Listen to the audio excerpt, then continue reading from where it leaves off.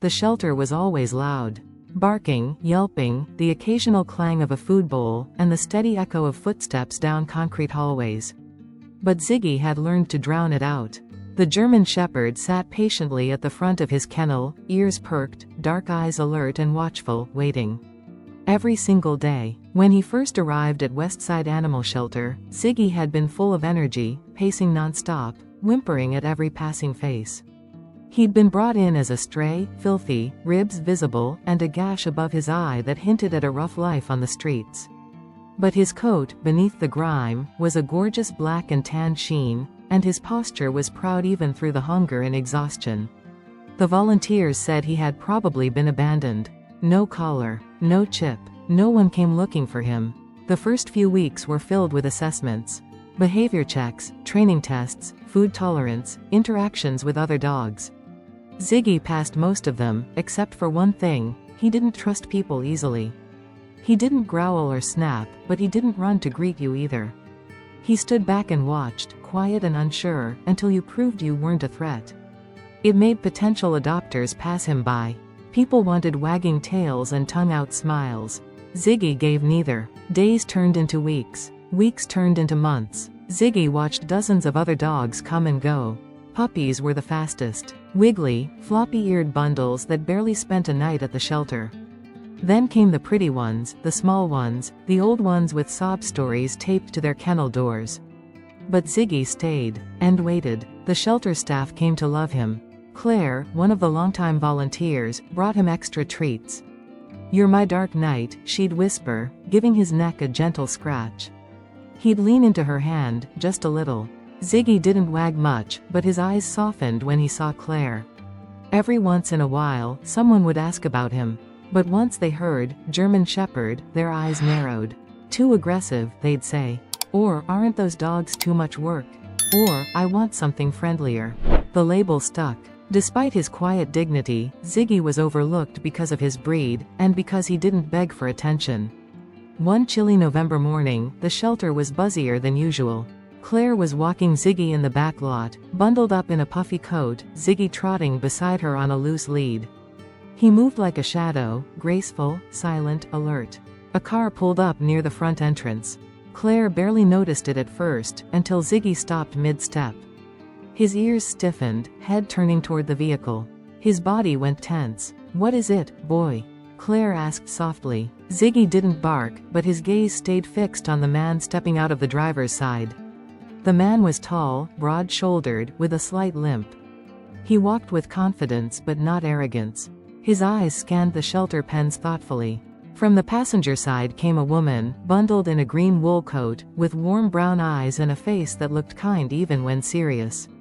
They were middle-aged, early 40s maybe. They moved like people with a purpose. Ziggy continued to stare.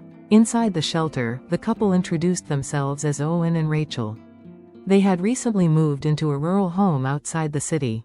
Rachel explained they'd had a German Shepherd before, Thor, a gentle but fiercely loyal dog who'd passed away from cancer earlier that year. "We're not looking for a puppy," Owen said. "We want a dog who's already grown. One who can be our companion, and our protector. We're out in the woods. It's quiet, but we've had some break-ins in the area. We want a dog who's smart, loyal, watchful." Claire's heart skipped. She glanced toward the back lot.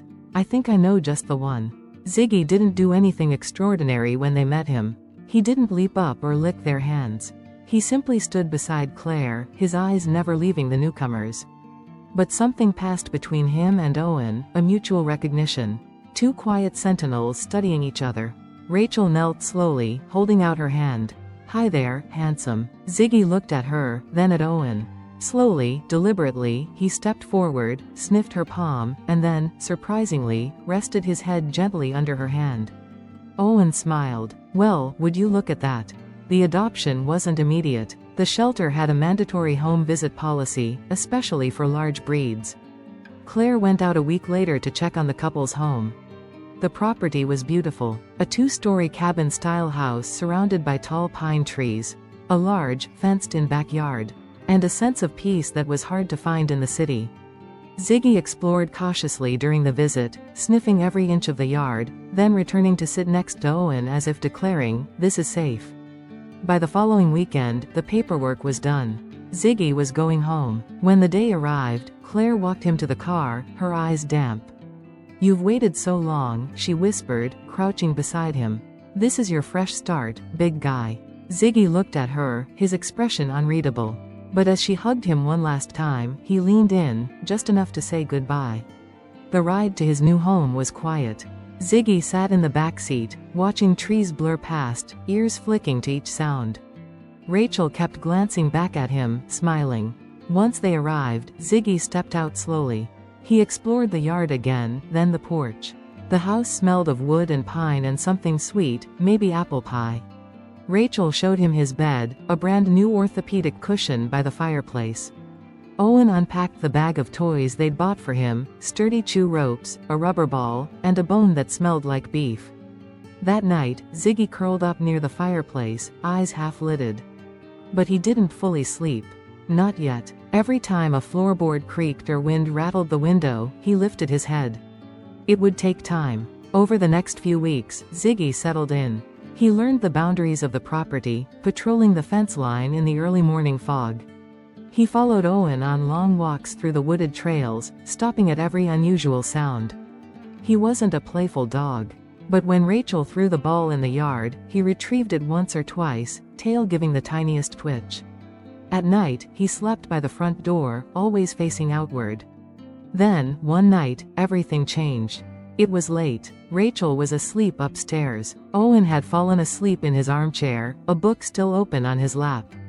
The fireplace had dimmed to glowing coals. Ziggy was by the door, as usual, when he heard it, a crunch. Not the wind, not a squirrel. Footsteps. He rose silently, ears forward, tail stiff. He moved to the window and peered into the dark. A figure was moving along the side fence. Then another. Ziggy didn't bark. Not yet. He backed up, padded quickly to Owen, and nudged his arm. Then again, harder. Owen stirred. "What is it, boy?" Another crunch outside. Now closer. Owen stood quickly, grabbed the flashlight from the table, and moved to the window. There, near the shed, a man was trying the latch. Ziggy growled. A deep, rumbling sound from his chest. Owen called 911, his voice low but firm. Then he moved to the front door, keeping Ziggy beside him. When the intruders realized they were being watched, and that a large German shepherd was growling from behind the door, they turned and ran into the woods. The police arrived within minutes. Ziggy stood proud by the door, still and silent, his presence alone a powerful deterrent. After that night, something changed. Ziggy no longer watched the front door alone. Now, he slept in the living room with Owen close by, or curled near Rachel when she worked late at her desk. He'd found his place. And for the first time in almost a year, Ziggy wagged his tail. The morning after the attempted break-in, the house felt different. The same cold breeze came down from the mountains. The same tall pines stood swaying silently in the wind. But inside the cabin, there was a new energy, an unspoken understanding between man, woman, and dog. Ziggy had proven himself. Rachel made him scrambled eggs that morning, just a little, mixed in with his kibble. "A hero's breakfast," she said, scratching behind his ears.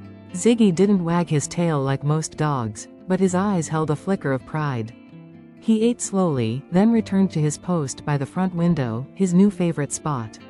Owen, meanwhile, installed motion lights along the back fence and mounted a camera over the shed.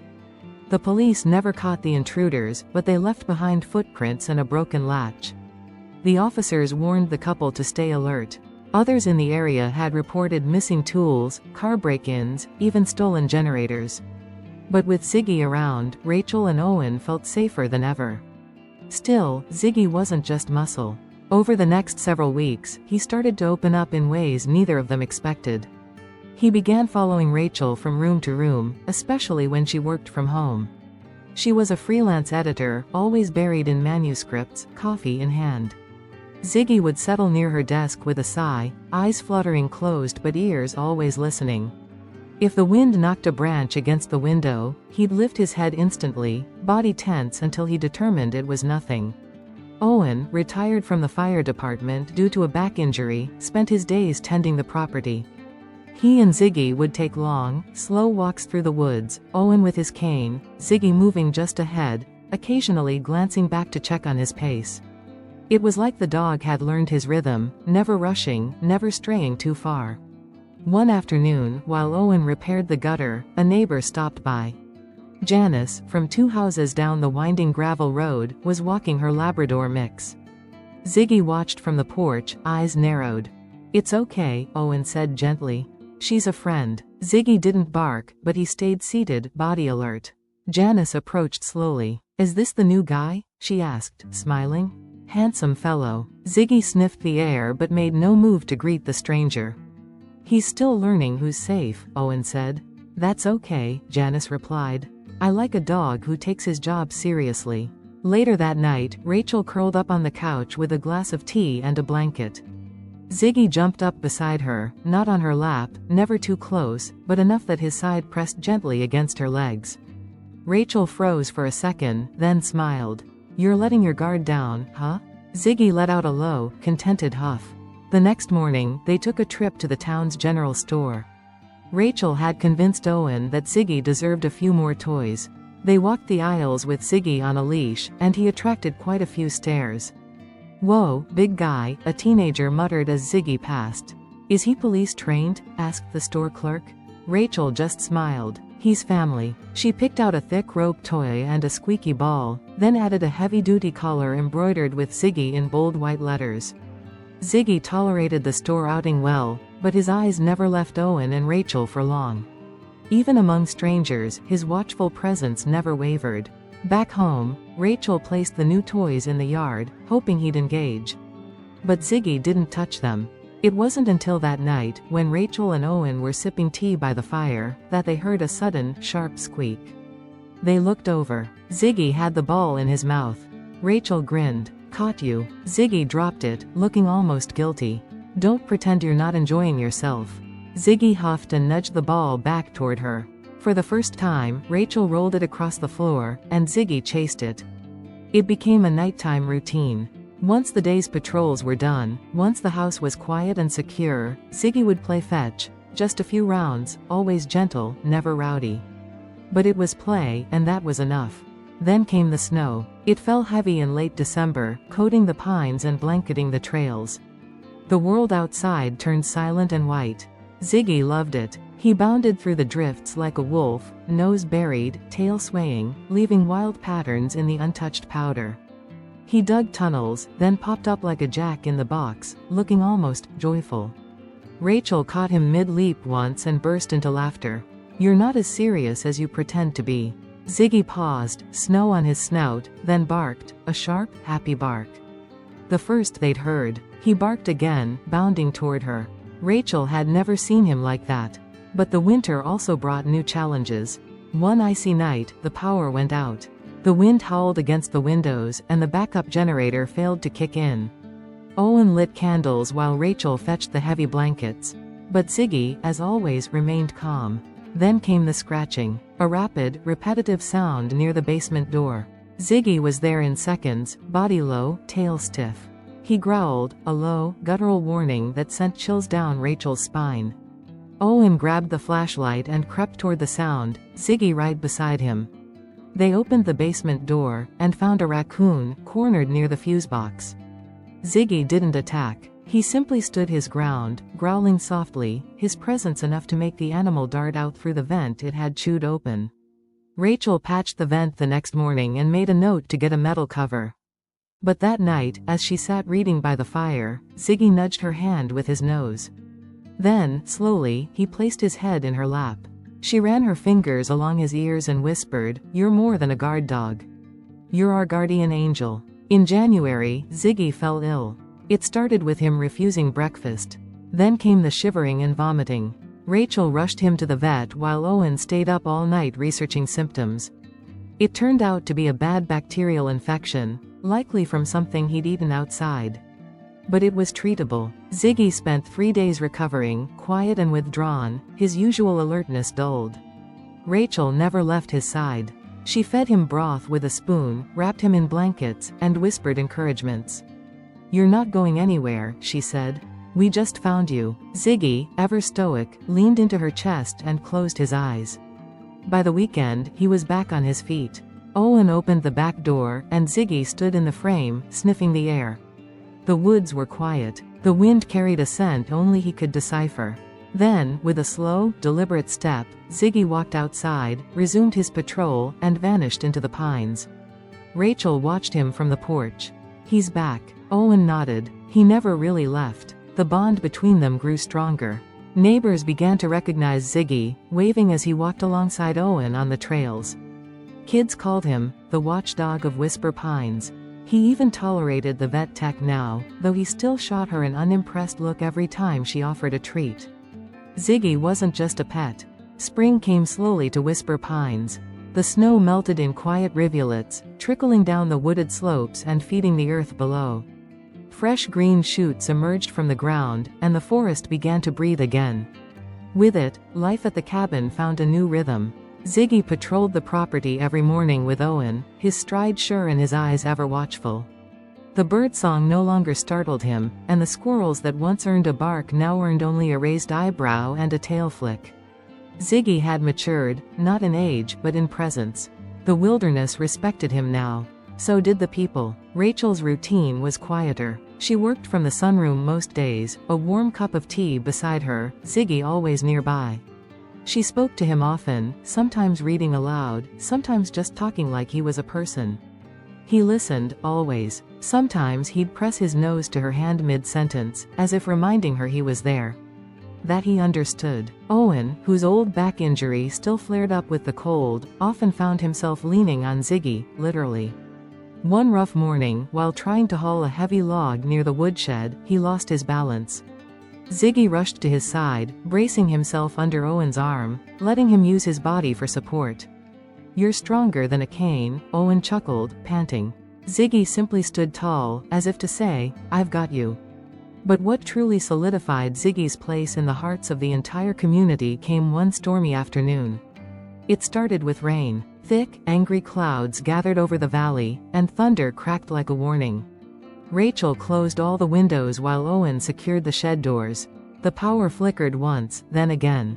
Then everything went dark. The wind howled through the pines, and the couple lit candles, their movements quick but calm. This wasn't their first storm, but something felt off this time. Ziggy stood at the front window, his body frozen, ears forward, eyes locked on something distant. "What is it, boy?" Rachel whispered. Owen stepped up beside him. "What's he looking at?" Ziggy growled, not at the house, not at the trees, but toward the slope that led down to the ravine. Then they heard it, a faint, desperate shout. "Help!" Owen moved first. He grabbed a flashlight and yanked on his boots. Rachel tried to stop him, but he shook his head. "Someone's in trouble." Ziggy was already at the door, tail stiff, muscles taut. Rachel relented, grabbed her phone, and followed them out into the pouring rain. The trio moved through the trees, the flashlight beam bouncing wildly in the darkness. Ziggy led the way, his body low, nose to the ground, cutting across the muddy slope with precision. He didn't slip once. Every few seconds, he paused, head lifted, then surged forward again. Then they saw her. Janice, the neighbor from down the road, was trapped near the edge of the ravine, ankle deep in rushing water. A fallen tree had struck her ATV, flipping it into the gully. She was soaked, shivering, and clutching her side. "I can't move," she screamed. Ziggy bolted. "Ziggy, wait." Rachel called, but it was useless. Ziggy waded into the stream without hesitation, positioning himself between Janice and the deepest part of the current. He didn't bark. He didn't growl. He just stood there, solid and unmoving, as Janice wrapped her arms around his neck. Owen slipped into the water too, gritting his teeth as he reached for her hand. On 3, "Ziggy, hold steady." Ziggy didn't move an inch. With a groan of effort, Owen and Ziggy helped Janice out of the current and onto solid ground. Rachel arrived moments later, wrapping her in a blanket. Janice was in shock, but she clung to Ziggy like he was a lifeline. "You saved me," she whispered. Back at the house, Owen radioed the local volunteer medic. Janice had a fractured rib and a mild concussion, but she would be fine. Everyone credited Ziggy with the rescue. Word spread fast. The town paper ran a story, "Shelter Dog Becomes Local Hero." It featured a photo of Ziggy, wet and proud, standing beside Janice, who held his face with tears in her eyes. Donations poured into the shelter where Ziggy had once been forgotten. Messages arrived from people across the state. But Ziggy didn't care about any of that. He just wanted to lie near the fire, his head on Owen's boot, while Rachel stroked his ears and whispered, "You did good, boy." After the storm, the couple built Ziggy a special place in the yard, a raised platform beneath an old cedar, lined with soft bedding and a view of the entire property. They called it Ziggy's Watchtower. Every morning, after breakfast, he'd climb up and lay there, eyes scanning the trees, ears twitching at the slightest sound. Visitors came more often now. Neighbors brought treats. The local school invited Rachel to speak about animal rescue, and she told Ziggy's story with pride. Kids drew pictures of him with capes and badges. But Ziggy never acted like a celebrity. He didn't play to the crowd. He didn't bark for attention. He didn't perform tricks. He just was, loyal, calm, unshakable. One evening, while Owen watched the sun dip behind the mountains, he turned to Ziggy and said, "You were born for this. We didn't rescue you, you rescued us." Ziggy blinked slowly. His ears twitched once. Then he lay his head on Owen's knee. They sat like that in silence until the stars appeared. And so, life went on. The forest bloomed again. Rachel planted wildflowers along the fence. Owen fixed up the old barn and turned it into a workshop. Ziggy continued his rounds, twice a day, up the ridge, around the garden, past the chicken coop, and back again. He no longer needed a leash. He belonged. Ziggy, the dog who had once stared through chain-link fencing for nearly a year, forgotten and misunderstood, had become the soul of a home, the protector of a village, the symbol of what loyalty truly looked like. And if you ever visit the town of Whisper Pines, they'll still tell his story. They'll point to the ridge and say, "He watches from there." They'll show you the cedar tree and the plaque beneath it. Ziggy, guardian, hero, family. And if you listen carefully on a still night, you might hear the soft padding of paws in the woods. Ziggy never stopped watching, because home wasn't just a place. It was his to protect.